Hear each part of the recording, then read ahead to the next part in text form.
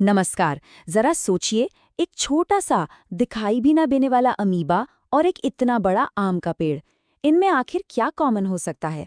चलिए, आज निकलते हैं जीवन की इसी हैरान कर देने वाली डाइवर्सिटी के सफर पर, एक सिंगल सेल से लेकर बड़े बड़े कॉम्प्लेक्स पौधों तक। तो सवाल यही है कि आखिर ये इतनी सारी वैरायटी आई कहाँ से। इस पहेली को सुलझाने के लिए सोचिए, साइंटिस्ट्स एक खास तरह के मैप का इस्तेमाल करते हैं। इसे कहते हैं 5 किंगडम क्लासिफिकेशन, यानी 5 जगत वर्गीकरण। तो आइए इस मैप का पहला पन्ना खोलते हैं और जिंदगी के सबसे पहले और सबसे बड़े बंटवारे को समझते हैं।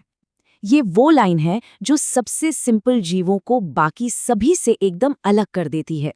तो देखिए, जीवन को 2 मेन टीम्स में बांटा जा सकता है। पहली टीम है प्रोकैरियोट्स की, जैसे कि बैक्टीरिया। इनके सेल्स ना बहुत ही सिंपल होते हैं, कोई प्रॉपर न्यूक्लियस नहीं होता। और दूसरी टीम है यूकैरियोट्स की। इनके सेल्स काफी कॉम्प्लेक्स और वेल ऑर्गेनाइज्ड होते हैं। एक बात याद रखिएगा, हमारे आज के सफर के सारे हीरो इसी यूकैरियोट टीम से हैं।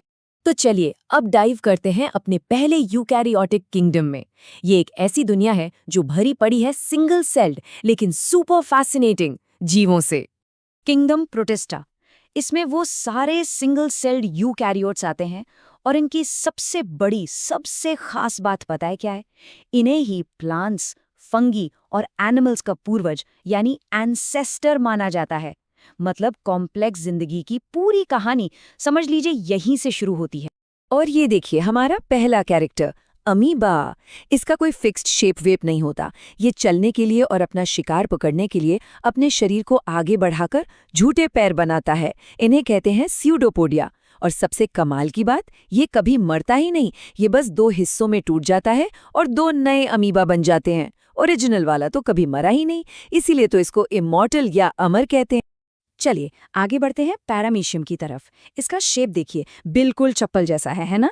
इसीलिए तो इसका निकनेम है स्लिपर एनिमलक्यूल। इसकी पूरी बॉडी पर हजारों छोटे छोटे बालों जैसे स्ट्रक्चर्स होते हैं, जिन्हें सीलिया कहते हैं। और ये सारे सीलिया एक साथ एक लहर की तरह मूव करते हैं, जिससे ये पानी में बड़ी तेजी से तैर पाता है। अब मिलते हैं युग्लिना से। ये इवोल्यूशन की कहानी का एक बहुत ही इंटरेस्टिंग कैरेक्टर है। क्यों?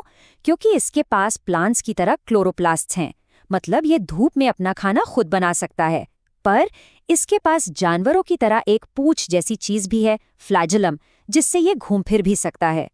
तो प्लांट भी और एनिमल भी, इसी डबल रोल की वजह से इसको प्लांट्स और एनिमल्स के बीच की कनेक्टिंग लिंक माना जाता है।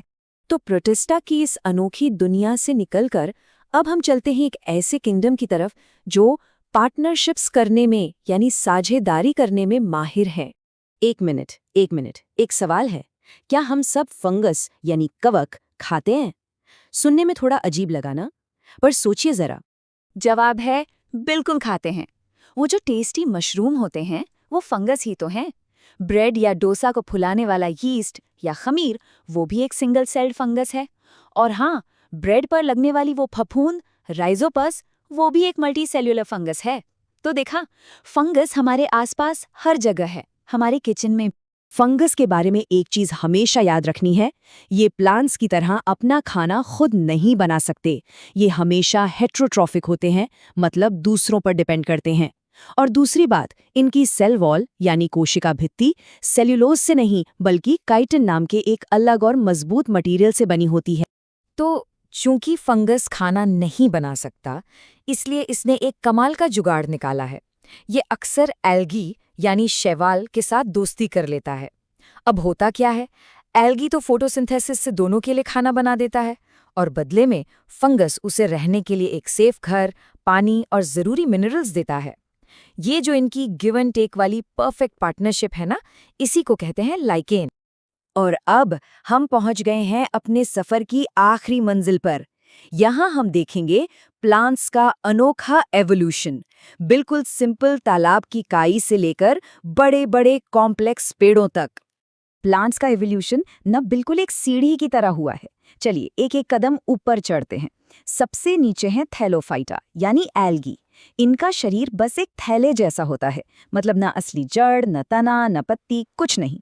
उसके ऊपर आते हैं ब्रायोफाइटा, जैसे मॉस। इनमें तना और पत्ती जैसी चीजें दिखने तो लगते हैं, पर अभी भी असली रूट्स नहीं है। इन्हें प्लांट किंगडम का एम्फीबियन भी कहते हैं, क्योंकि इनको जमीन और पानी दोनों चाहिए। और फिर आते हैं टेरिडोफाइटा, यानी फर्न्स। ये पहले ऐसे प्लांट्स थे जिनमें असली रूट्स, स्टेम और लीव्स थे। तो इन शुरुआती प्लांट ग्रुप्स के बीच जो मेन डिफरेंस है वो यहाँ साफ दिख रहा है। धीरे धीरे बॉडी कॉम्प्लेक्स होती गई, पर सबसे बड़ा गेम चेंजर आया टेरिडोफाइटा के साथ। इनमें पहली बार पानी और खाने को पूरे पौधे में पहुंचाने के लिए एक प्रॉपर पाइपलाइन सिस्टम डेवलप हुआ, जिसे हम वैस्कुलर टिश्यू कहते हैं। ये एवोल्यूशन में एक बहुत बहुत बड़ा कदम। और अब हम पहुंच गए हैं टॉप पर, धरती पर सबसे सक्सेसफुल और डोमिनेंट प्लांट्स के पास। ये वो प्लांट्स हैं जो बीज यानी सीड्स पैदा करते हैं। अब इन बीज वाले पौधों में भी दो मेन कैटेगरीज हैं। एक तरफ है जिम्नोस्पर्म्स। जिम्नो का मतलब नेकेड या नग्न, तो इनके बीज खुले होते हैं, किसी फल के अंदर बंद नहीं होते जैसे पाइन कोन्स में होता है। और दूसरी तरफ है एंजियोस्पर्म्स। एंजियो मतलब कवर्ड या ढका हुआ। ये फ्लावरिंग प्लांट्स हैं और इनके बीज, जैसा कि नाम से ही साफ है, आम या सेब की तरह फल के अंदर सेफ रहते हैं। इन फ्लावरिंग प्लांट्स को भी आगे दो ग्रुप्स में बांटना बहुत आसान है। पहले हैं मोनोकॉट्स। मोनो मतलब एक। इनके बीच में सिर्फ एक कॉटिलिडन या बीज पत्ती होती है, जैसे गेहूं, चावल, मक्का। और दूसरे हैं डाइकॉट्स। डाई मतलब दो। इनके बीच में दो कॉटिलिडन्स होते हैं, जैसे मटर या आम की गुठली, जिसे तोड़ने पर वो आराम से दो हिस्सों में बट जाती है। सिंपल। तो हमने देखा कि कैसे एक सिंगल यूकैरियोटिक सेल से शुरू होकर इवोल्यूशन ने स्टेप बाय स्टेप इतनी कॉम्प्लेक्स और अमेजिंग दुनिया बना दी। सब कुछ एक बहुत ही खूबसूरत और लॉजिकल सिस्टम से सॉर्ट किया हुआ है ना कमाल की बात। चलिए इस सफर को एक आखिरी इंटरेस्टिंग सवाल के साथ खत्म करते हैं। अगर इवोल्यूशन का मतलब हमेशा से नए फीचर्स ऐड करना रहा है, स्टेप बाय स्टेप आगे बढ़ना रहा है, तो इन पैटर्न्स को देखते हुए प्लांट्स के लिए अगला इवोल्यूशनरी स्टेप क्या हो सकता है? सोचने वाली बात है ना?